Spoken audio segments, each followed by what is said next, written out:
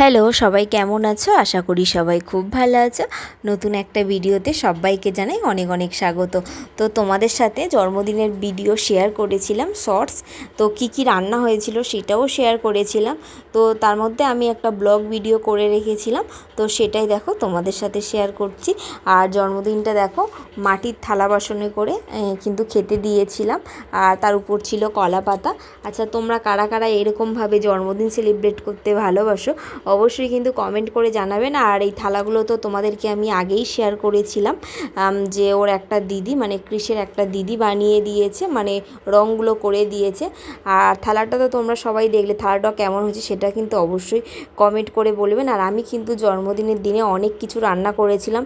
তো দেখো তোমাদের সাথে কিন্তু আমি রান্নাগুলো শেয়ার করিনি। তো থালিটা আমি শুধু শেয়ার করেছি।